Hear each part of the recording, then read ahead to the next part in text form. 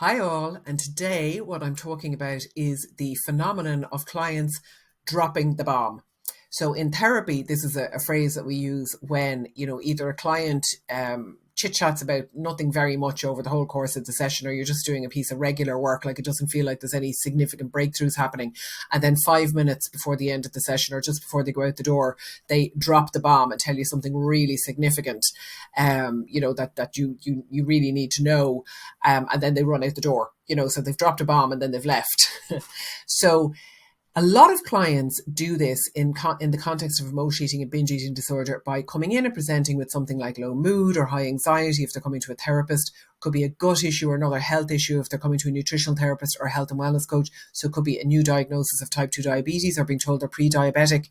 Endometriosis and PCOS would be other commonly co-occurring conditions. And of course, underactive thyroid is huge for a lot of our clients.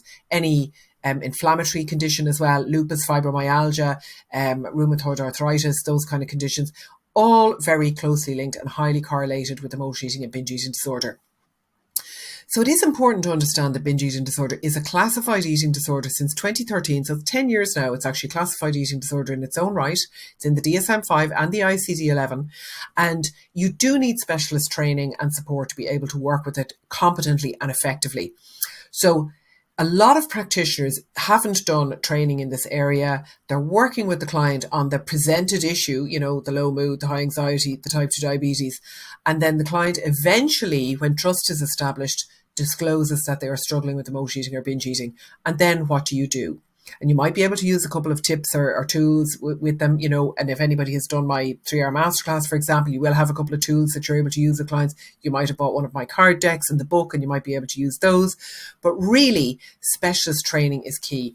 And what I really recommend to a lot of people, and I do this on my masterclass, is to ask clients in your initial intake, what is your relationship with food like? Can you tell me a bit about your relationship with food, or do you ever eat for emotional reasons? Whatever way you want to frame the question is fine, but just to actually include it in your intake is really important, because you want to get that information out sooner rather than later.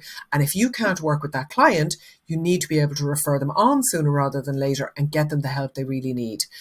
What the most frustrating thing that can happen, and somebody only discussed this last Friday on the masterclass, she was 2 sessions away from the end of her coaching contract with a client when the client disclosed that actually she was emotionally eating all along.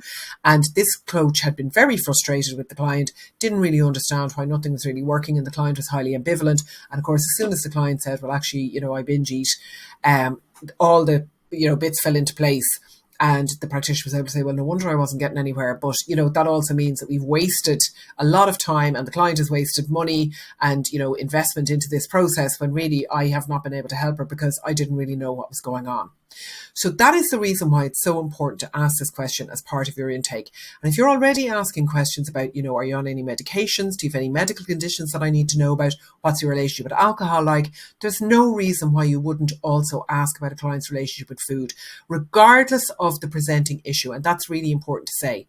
Just to pop it in there along with like a question about alcohol, just put it in there and ask the question, because if you get that information out sooner rather than later, then you are starting from the right place, or you're able to say, I can't work with you, but I can refer you on to somebody who can. And that's giving that client great service.